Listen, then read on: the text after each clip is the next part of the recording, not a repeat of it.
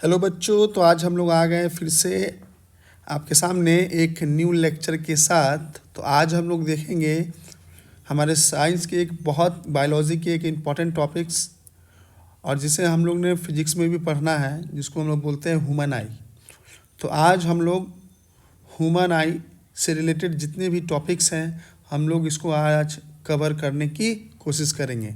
जैसा कि हम लोग ऑलरेडी जानते हैं कि आई एक ऐसा सब्जेक्ट है जो आपको 7th 8th 10th तीनों जगह पढ़ने हैं।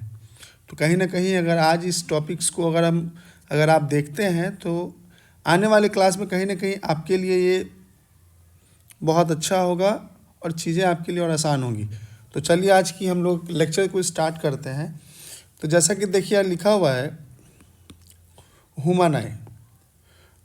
तो ह्यूमन आई चैप्टर है। तो इसमें सबसे पहले देखिए जो लिखा हुआ है that is human I and it's defect. देखिए ये कहना चाह रहा है कि ह्यूमन आई उसके डिफेक्ट्स क्या हैं। तो हम लोग आज सबसे पहले क्या पढ़ेंगे, human I and it's defects. कह रहा है human I is a like a camera. जो ह्यूमन आई होता है वो एक कैमरा के तरह होता है। कहता है it's lens system forms an image. और इनमें जो लेंस सिस्टम होती है वो इमेज फॉर्म करती है। कब? On a light sensitive screen called retina.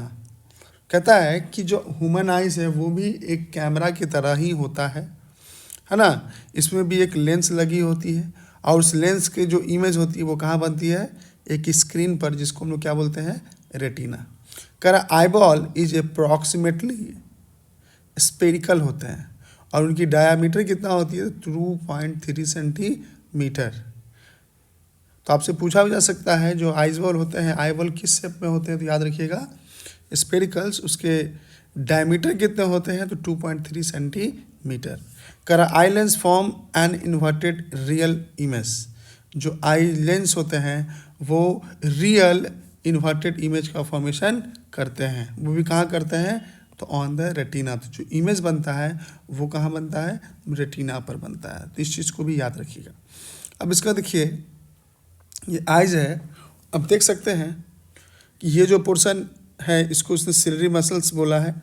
तो ये आई की फिगर है, इसको अच्छे से याद रखिएगा, है ना। मैं इसलिए यहाँ पे बता दिया हूँ कि ताकि आप देख सको। जैसे देखिए मैं बता दूँ जो मोटी मोटी चीज़ जो आगे काम पड़ेगी हम लोग को। रेटिना कहाँ होता है याद रखिएगा, ठीक है। उसके बाद लेंस कहाँ है याद रखिएगा।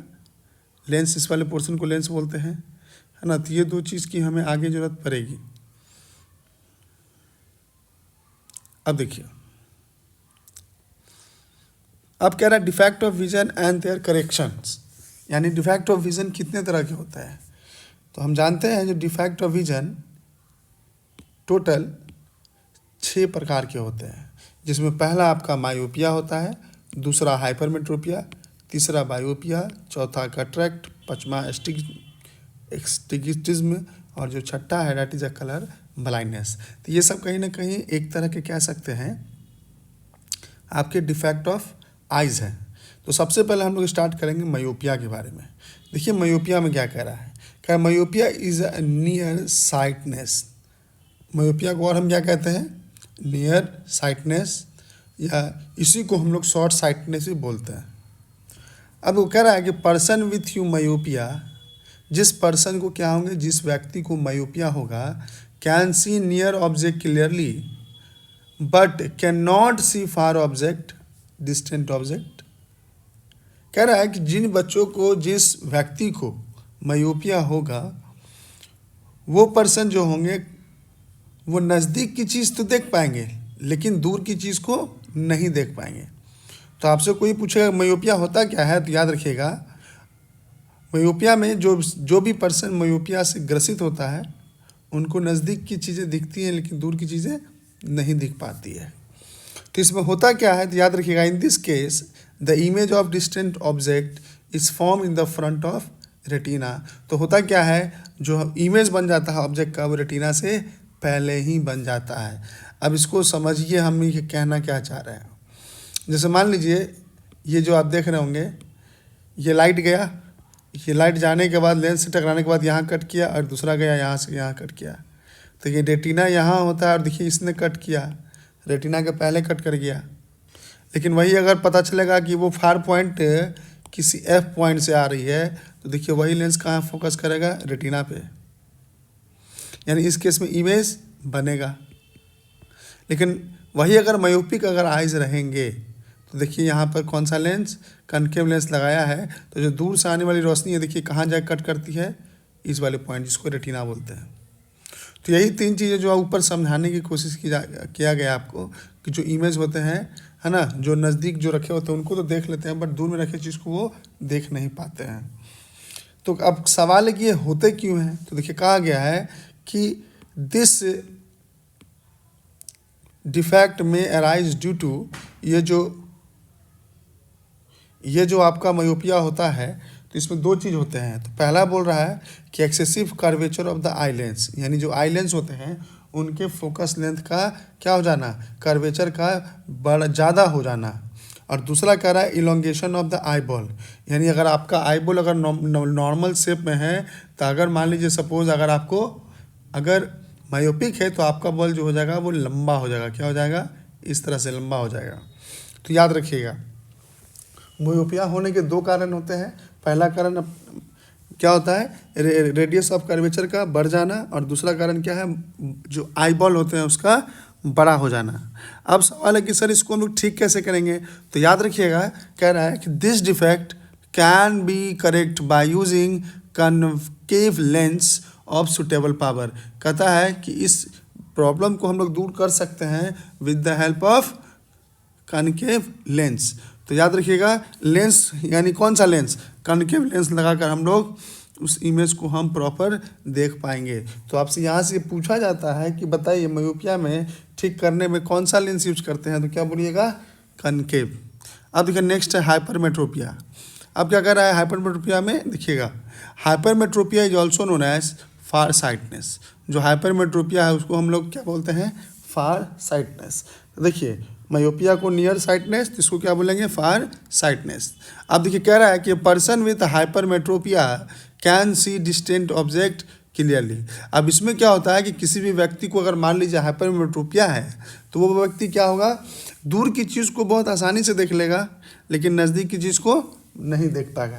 तो वही कह रहा है but can not see near object clearly, यानी नज़दीक की चीज़ को वो देख नहीं पाएगा और दूर की चीज़ों को देख लेगा।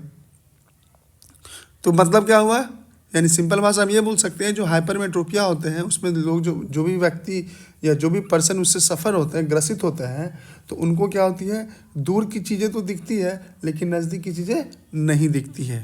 ठीक है। अब देखिए यहाँ कह रहा है कि the near point for a person is farther away from a normal, यानी अगर कोई पर्सन अगर मान लीजिए अगर हाइपरमेट्रोपिया से ग्रसित है तो उसका जो नियर पॉइंट होता है ना, वो नियर पॉइंट क्या हो जाता है, डिस्टर्ब हो जाता है ना। वो नियर पॉइंट क्या हो जाता है, दूर चला जाता है। जैसे अगर कोई ऑब्जेक्ट है, मान लीजिए अगर 25 सेंटीमीटर की अगर बात रखे हैं तो वो चीज़ उसको दिख नहीं पाएगा। यानी कहने का मतलब है कि जो 25 सेंटीमीटर है वहाँ से लेकर अगर नॉर्मल अगर रेंज देखा जाए तो वहाँ पे अगर कोई भी चीज़ रखा है तो हाइपरमेट्रोपिया जो भी ग्रसित है वो देख लेगा, है ना। कहता सच a person is required to keep the reading material much beyond the 25 centimetre from the eye. तो कहता है इस केस में जो भी मान लीजिए कोई भी पर्सन है किसी भी चीज़ को अगर पढ़ता है तो कहता है जो ऑब्जेक्ट है उसको आपको 25 सेंटीमीटर के बाद रखना होगा। तो 25 सेंटीमीटर की तक अगर कोई ऑब्जेक्ट अगर रखा हुआ है तो उसको वहाँ पर इमेज जो होगा वो क्लियर बनेगा। तो इस चीज़ को यहाँ से याद रखिएगा। अब कह रहा है इसके होने का कारण क्या है, तो देखिए इसके होने का कारण काउजेस बोल रहा है focal length of the eye lens is too long, यानी लेंस का जो फोकल लेंथ है क्या हो जाना, बहुत बड़ा हो जाना। और दूसरा कह रहा है eye ball is too small, जो आई बॉल है वो क्या होता है, बहुत ही छोटा होता है। ठीक है। अब देखिए अब यहाँ की बात क्या करा है कि convex lens of appropriate power can correct by hypermetropia eyes. जो कन्वेक्स लेंस होते हैं उसको ठीक कर सकते हैं, वो भी किसके द्वारा, तो एप्रोप्रिएट पावर ऑफ जो लगाकर हम लोग उसको क्या कर सकते हैं, ठीक कर सकते हैं। तो यहाँ से देखिए 3 चीज़ पूछा जाता है कि हाइपरमेट्रोपिया क्या होता है। तो याद रखिएगा, हाइपरमेट्रोपिया उसको बोलते हैं जिसमें ऑब्जेक्ट दूर की चीज़ों को तो देख लेते हैं बट नज़दीक की चीज़ों को नहीं देख पाते हैं। अब कह रहा है इसके कारण क्या है, जैसे याद रखिएगा इसके लिए कारण क्या है कि फोकल लेंथ का बढ़ जाना, है ना, फोकल लेंथ का इंक्रीज कर जाना, और दूसरा है आई बॉल का क्या हो जाना, छोटा हो जाना। अब इसको ठीक करना है तो क्या करेंगे, ठीक करना है तो हम लोग कन्वेक्स लेंस का हम लोग प्रयोग करते हैं। अब जैसे देखिए मैं आपको यहाँ दिखाने की कोशिश कर रहा हूँ, उसको समझिएगा। अगर मान लीजिए नॉर्मल नियर पॉइंट है, ये क्या है, सपोज नियर पॉइंट है। अगर नॉर्मल आइज है तो देखिए उसका इमेज कहाँ बना, अगर मायोपिक आइज है तो उसका इमेज कहाँ बना, ये रेटिना होता है, यहाँ से दूर बना, यानी इस पॉइंट पे बना। लेकिन अगर मान लीजिए अगर वही नॉर्मल अगर आइज होता है तो नज़दीक पॉइंट पर कोई भी ऑब्जेक्ट रखा हुआ है तो उसका इमेज भी कहाँ बन रहा है, रेटिना में बन रहा है। तो अब मान लीजिए कोई पर्सन अगर मायोपिया से ग्रसित है तो हम क्या करेंगे, इस लेंस के आगे एक लेंस और लगा देंगे, और जब दूर से रोशनी जाएगी तो यहाँ तक जाएगी, और जब यहाँ से जब देखा जाता है ये दोनों यहाँ कट करता है। क्यों कट करता है, क्योंकि जब इस रे को आप पीछे बढ़ाओगे तो पता चलेगा ये दोनों रे एक दूसरे को यहाँ कट कर रही है। तो आँख को ऐसा लगता है कि वो जो लाइट आ रही है वो 25 सेंटीमीटर के बाद से आ रही है। तो कहने का मतलब इस तरह से हाइपरमेट्रोपिक जो पर्सन होते हैं वो क्या कर सकते हैं, लेंस का उपयोग करके अपने आँख को ठीक कर सकते हैं। तो डायग्राम याद रखिएगा, ठीक है। काउजेस क्या होते हैं और करेक्शन क्या होती है, ये 3 चीज़ यहाँ से याद रखना है।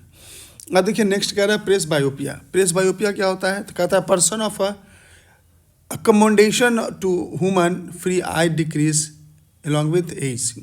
कहता है जो हमारे आँख के लेंस होते हैं ना, उस आँख में लेंस का जो फोकल लेंथ होता है वो खुद ब खुद घटता बढ़ता है। तो आई लेंस का फोकस लेंथ घटना बढ़ना क्या कहलाता है, पावर ऑफ एकोमेंडेशन।